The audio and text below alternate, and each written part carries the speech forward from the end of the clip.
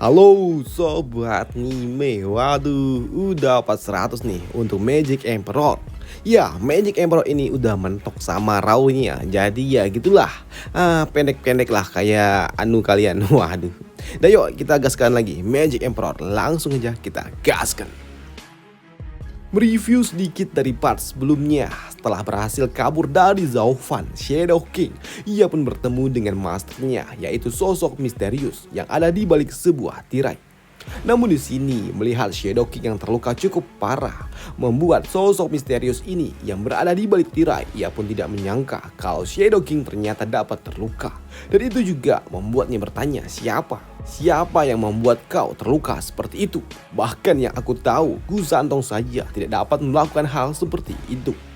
Ya, mendapatkan pertanyaan dari sosok misterius itu, Shadow King ia berujar Zaufan, dialah yang telah melakukannya. Mendengar hal itu membuat sosok misterius ini sedikit tersentak. Apakah dia sehebat itu hingga dapat membuatmu terluka seperti ini? Ya, hal itu pun dibenarkan oleh Shadow King itu. Dia bukan cuma hebat orang itu, ia sampai memaksa aku harus sampai turun tangan. Namun tetap saja itu sungguh sangat sulit bagi diriku untuk menghadapinya. Bocah itu, dia adalah kombinasi yang mematikan di antara kemampuan bertarung dan juga pengalaman pertarungannya yang sungguh sangat luar biasa. Tuan, saya selalu saja berpikir kemampuan rahasiaku telah menghilang selama 500 tahun. Dan aku yakin kemampuanku tidak ada satu orang pun di Tianyu ini yang tahu akan kemampuan yang aku miliki. Tapi bocah itu ia dapat mengetahuinya hanya dengan sekali lihat saja. Selain itu ia juga mempermainkanku sesuka hatinya. Ini sungguh sangat gila. Bahkan saya hanya dapat kabur setelah menculik salah satu anggota klan Yun sebagai sandera. Shadow King ia juga berujar, Gu Santong, dia sangatlah kuat tapi ia memiliki kelemahan. Namun untuk Zaufan, dia sungguh berbeda. Bukan hanya kuat seperti Gu Santong, Zaufan ia tidak terbaca. Bahkan saya juga tidak dapat melihat kelemahannya sama sekali. Dan ini adalah pengalaman pertamaku bertemu dengan orang seperti itu, ujar dari Shadow King ini. Dan hal itu pun dibenarkan oleh sosok misterius lainnya yang mengenakan topi jerami itu. Sosok misterius topi jerami ini ia juga berujar, Tuan, tanpa melihat dirinya secara langsung, saya juga tidak menyangka kalau Zaufan memang sekuat itu. Saya juga telah melihat percobaan yang sangat luar biasa dilakukan oleh senior. Namun sayangnya semuanya berhasil digagalkan olehnya. Dan saya juga melihat kalau Zaufan ia menggunakan kemampuan yang tidak diketahui untuk menjebak senior dan ia hampir saja membunuhnya.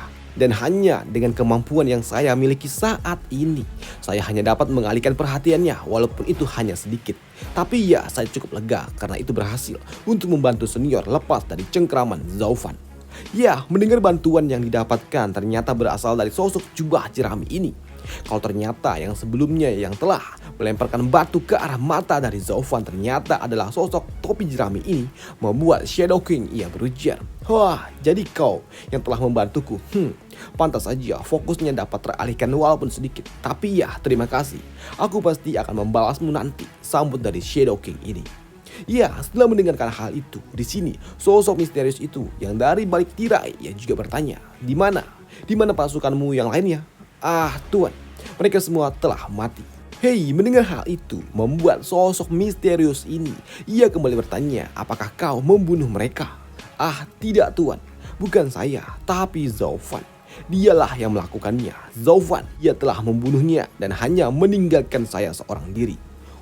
Ya, mendengar hal itu, sosok misterius itu ia pun berujar kalau Zaufan, ya, aku pikir ini adalah sebuah peringatan keras bagi kita. Kalau sebaiknya kita tidak mengganggunya lagi. Zaufan, ia sangat licik. Ia sangat mudah untuk melacak keberadaanmu karena dia telah membunuh semua anggotamu. Itu membuktikan bahwa Zaufan tidak membutuhkan informan untuk mencari keberadaanmu.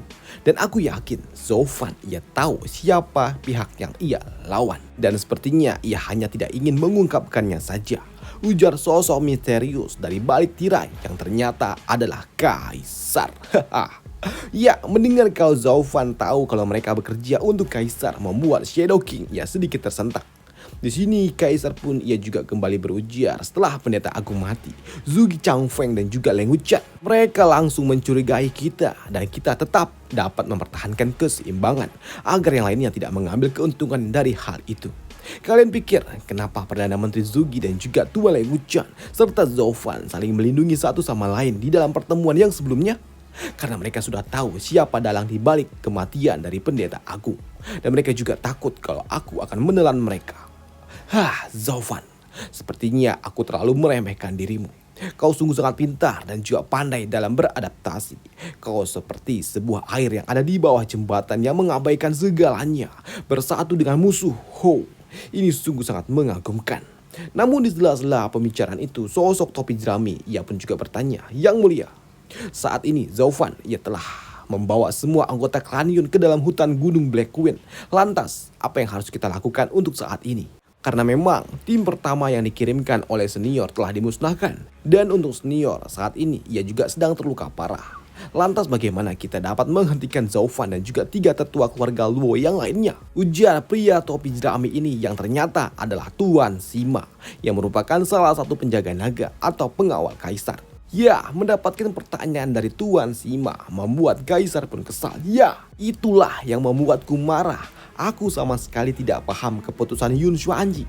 Entah apa yang ia lakukan hingga melepas status netralitasnya selama 1000 tahun ini. Apalagi saat ini dia berpihak kepada keluarga Luo yang memang tidak memiliki hubungan dengan dirinya. Apa-apaan ini? Apakah dia melakukan ini semua untuk keluarga Luo? Apakah untuk Zhao Fan? Persetan lah.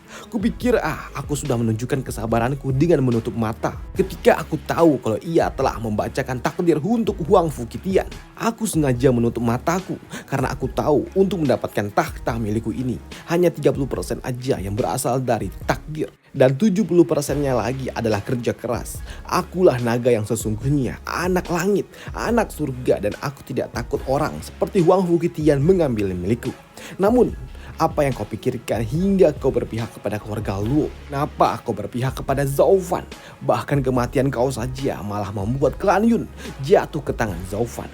Dasar orang tua kampret. Bahkan kau tidak berpikir kalau yang kau lakukan ini akan membuat kau jatuh kepada kematian.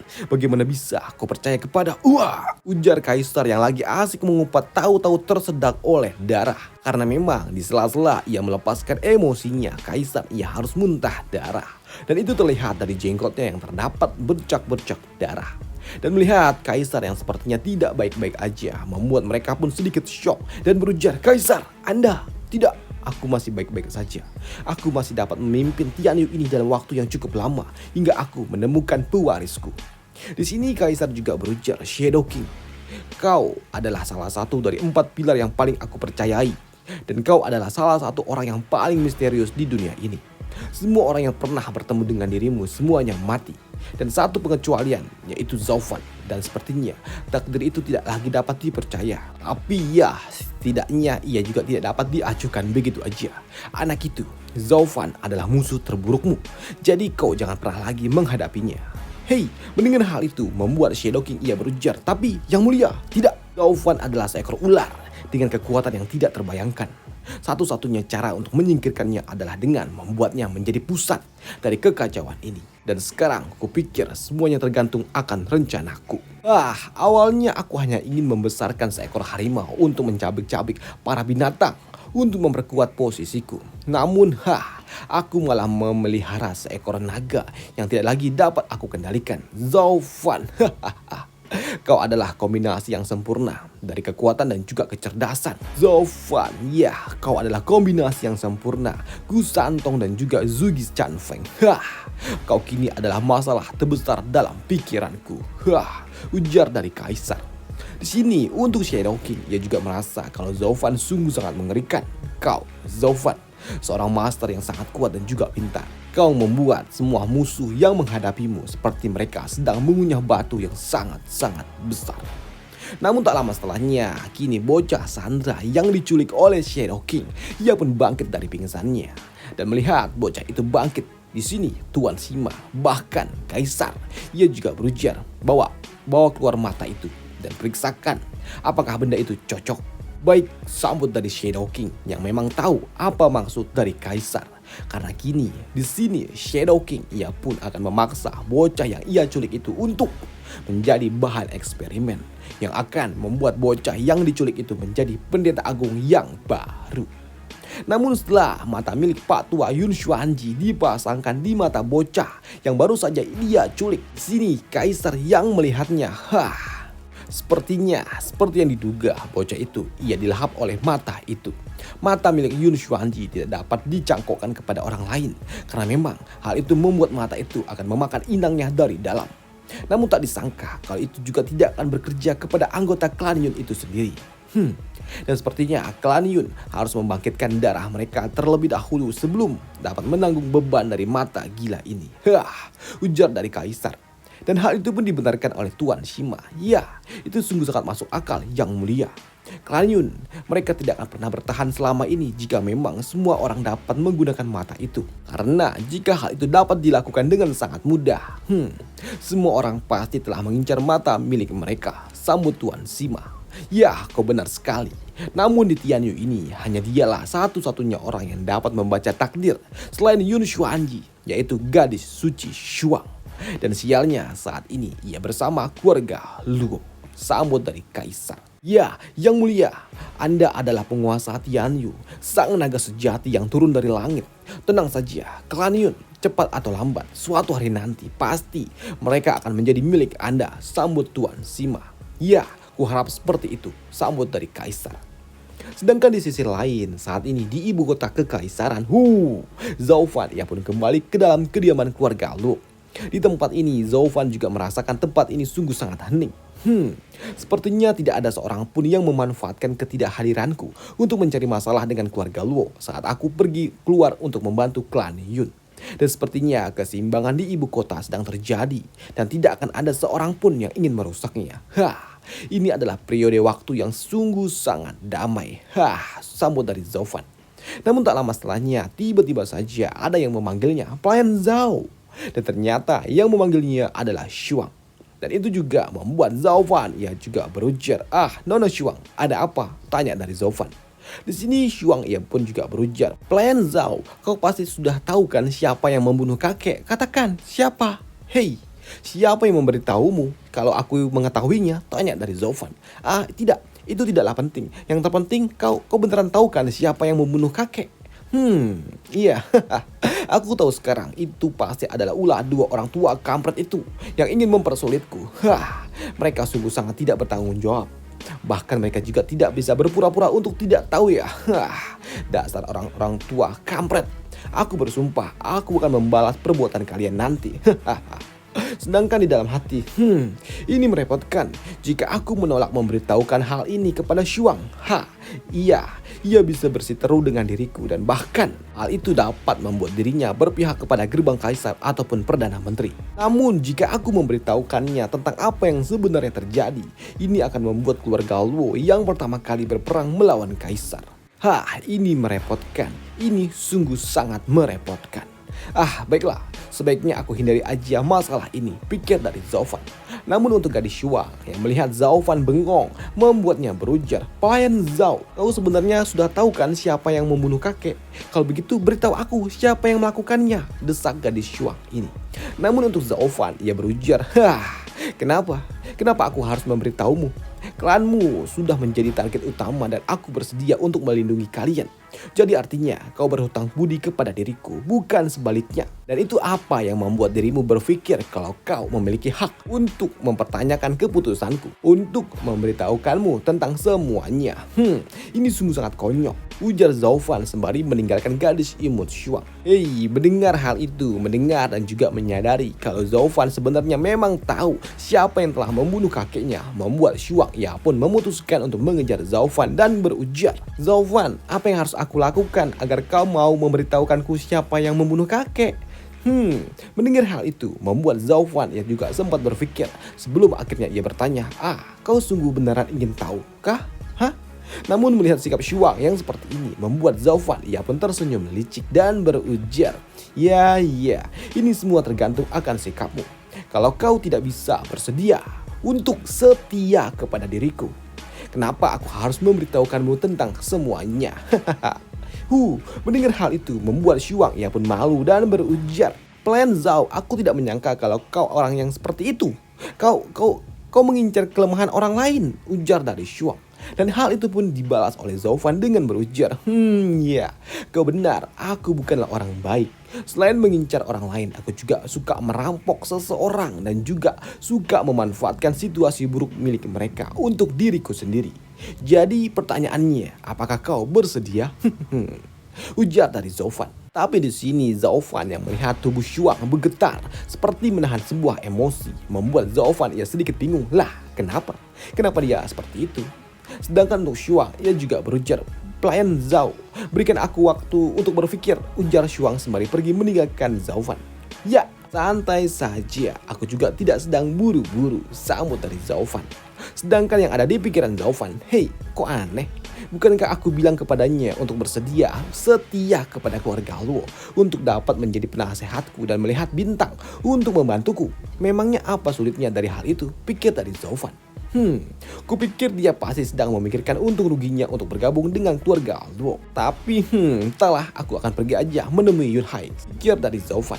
Dan kini Zhaofan yang masuk ke dalam ruangan, ia pun langsung disambut oleh Yunhai, Yunxiang dan juga Tuan Putri.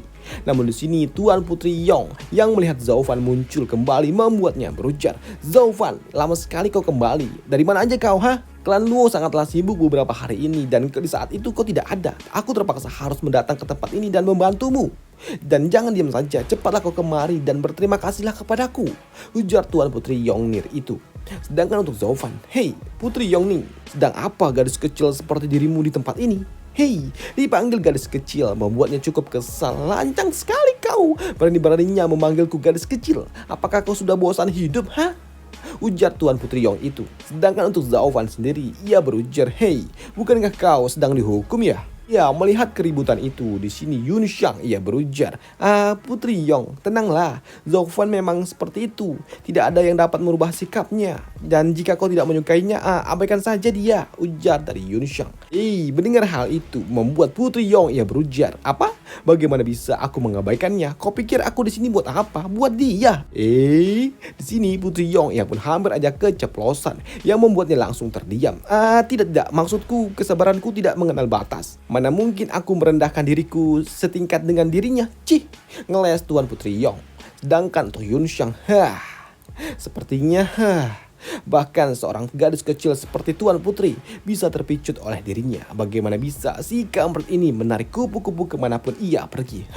Memang kampret kau ya, Zhaofan, pikir dari Yunxiang. Sedangkan untuk Zhaofan sendirilah, ia nggak ngerti apa maksudnya ini. Dan sampai jumpa di part selanjutnya untuk Magic Emperor. Bye. Waduh.